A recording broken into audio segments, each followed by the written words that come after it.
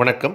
இப்பொழுது தாங்கள் தரிசித்துக் கொண்டிருப்பதுதான் தேவக்கோட்டைக்கு மிக அருகில் இருக்கக்கூடிய கொங்கிவயல் முத்துக்கருப்பையா ஆண்டவர் சுவாமிகளுடைய அற்புதமான ஜீவசமாதி. இந்த மகானை பற்றி அவருடைய அருளால் ஒரு காணொலி ஏற்கனவே நம்ம அண்ணாமலை அடிமை சேனலில் செய்திருக்கோம். அந்த வீடியோடைய லிங்க்கை டிஸ்கிரிப்ஷன்லையும் கொடுக்குறோம், மேலேயும் கார்டாக கொடுக்குறோம், என் கார்ட்லேயும் அந்த வீடியோ டிஸ்கிரிப்ஷனை கொடுக்குறோம். இந்த மகான் பல அற்புதங்கள் செய்திருக்கார். உதாரணத்துக்கு சொல்லணும் சொன்னால், இவர் ஒரு வைர வியாபாரி.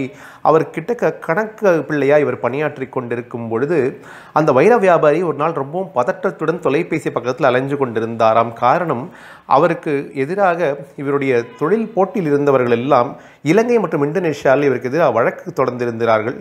அந்த வழக்கில் இவர் தோற்று போகணும் அப்படிங்கிறதுக்காகவே சூழ்ச்சி செய்து பல பொய்யான ஆவணங்களை தயார் செய்து இவருக்கு தோல்வி வர வேண்டும் அப்படிங்கிற சதியை மேற்கொண்டிருந்தார்கள்.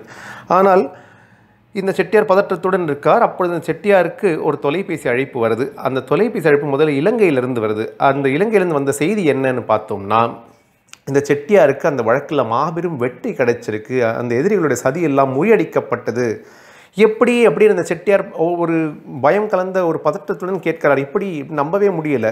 அப்பொழுது அந்த தொலைபேசியில் அந்த அடுத்த முறையில் இருந்தவர் என்ன சொன்னார் அப்படின்னு சொன்னால், தாங்கள் முத்துக்கருப்பையா அப்படின்னு தங்களுடைய கணக்கு பிள்ளையை அங்கே அனுப்பித்திருந்தீர்களா, அவர் எல்லா விதத்திலையும் அந்த ஜட்ஜுக்கு எடுத்து சொன்னார், தஸ்தாவேஜெல்லாம் எடுத்து காமிச்சார், அவருக்கு உணர்த்தினார். அப்போ தாங்கள் தவறு செய்யவில்லை அப்படின்னு அந்த ஜட்ஜுக்கு புரிந்தது.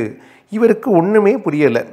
அடுத்ததாக அந்த இந்தோனேஷியாவிலிருந்து வர வேண்டிய ஒரு தீர்ப்பும் பாக்கி இருந்தது. அங்கிருந்தும் இந்த தீர்ப்பு இதே மாதிரி இவருக்கு சாதகமாக வந்தது. அங்கே இருப்பவரும் சொன்ன காரணம் இதே தான். முத்துக்கருப்பையாங்கிற தங்களுடைய கணக்கு பிள்ளை இங்கே வந்த காரணத்தினால் மட்டுமே தாங்களுக்கு வெற்றி கிடைத்தது. இதெல்லாம் இந்த தொலைபேசியெல்லாம் முடிந்து கொண்டிருக்கும் பொழுது இவர்கிட்டக்க அவர் அந்த தஸ்தாவேஜ் எடுத்துன்னு போய் சந்தேகம் மாதிரி கேட்குறாராம் அவரோட முதலாளி கிட்டக்க, இதுக்கு என்ன செய்யணும் அப்படின்னு. அந்த மகானுடைய பாதங்களில் சாஷ்டாங்கமாக விழுந்து நமஸ்காரம் செய்து அந்த செட்டியார் கேட்டாராம், ஐயா தாங்கள் நான் என்ன செய்ய வேண்டும் அப்படின்னு. இது போன்ற பல அற்புதங்கள் செய்த இந்த மகானை தாங்கள் தேவக்கோட்டை சென்று தரிசிக்க வேண்டும் என்று வேண்டி கேட்டுக்கொள்கிறோம். ஓம் நமோ வெங்கடேசாய.